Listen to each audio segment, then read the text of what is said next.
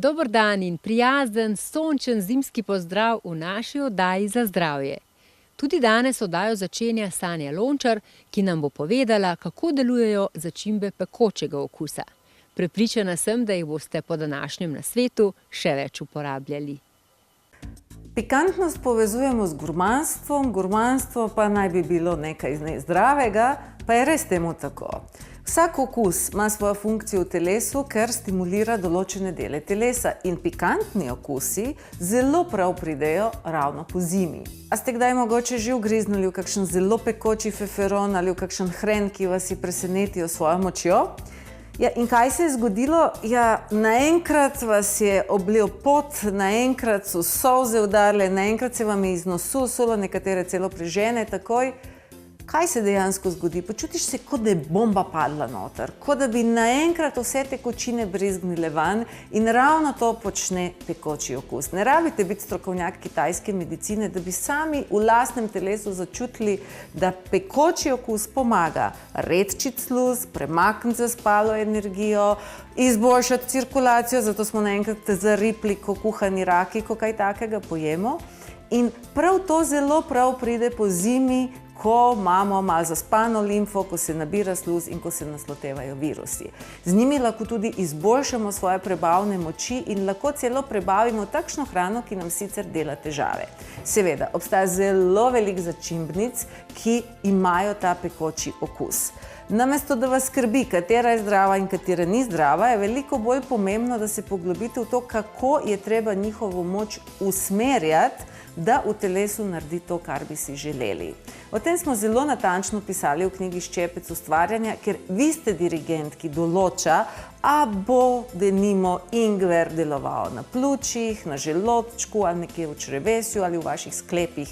Enako velja tudi za feferone ali za kakšne druge začimbe. Čebula, če jo zdaj zarežem, bo jok. Zakaj? Zato, ker njena eterična olja, njeni hlapi vplivajo ravno na to, kar sem omenila, da nam redči sluz, da nam čisti dihala, da nam spuca bronhije in sinuse. Ta trenutek, ko čebulo popražim, ne bo več pekoča, ne bo več joka, če jo vohate, ampak takrat ona več ne deluje na pljuča, takrat deluje na želodček, na vranico in če to potrebujete, je to čudovito, ampak takrat ni več učinka pikantnega okusa. Čist enako velja denimo tudi za ingver. Torej, če ingver uporabimo svežega ali če ga damo v vodo, recimo kot za čaj, bo ingver zelo pekoč. Ampak, če ta ingver narežem in ga dam recimo prepražiti na maščobi, boste imeli aromo, ne več pa pekočega okusa. Zelo podobno kot pri čebuli. Edina začimba, pri kateri se to ne bo zgodilo, so čili, zato pazite, v maščobi se njihova moč še poveča.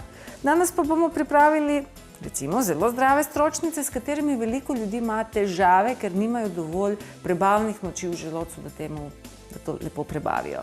En fižolov namaz naredimo zelo preprosto. Rabimo fižol, ki je skuhan le v vodi z lovorjevim listom. Torej, tle imamo škrob in imamo beljakovine. Zgodbi je pa treba dodati tudi kaj žmohtnega. Ponavadi dodajo sire, lahko bi pa dodali tudi kakšno arašidovo, mandljevo ali kakšno drugo maslo. Torej, tle bomo dobili to polnost in maščobo. Lahko pa dodamo tudi kakšno zdravo maščobo, lahko bi olivno olje, v tem primeru pa bomo dodali malo kokosove maščobe. Zdaj pa potrebujemo še začimnice. Dodali bomo svežo čebulo. Za aromo je zelo dobro, da ni nobenega kislega okusa, hrana je vedno boljša, če ima vseh 5 okusov.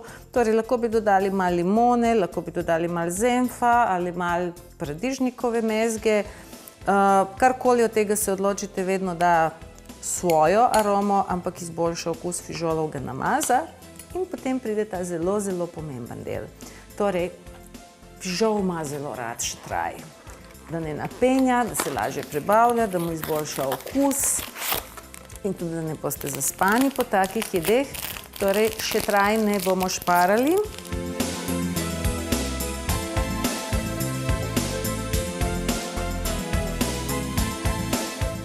Torej, zdaj bomo to lepo zmiksali.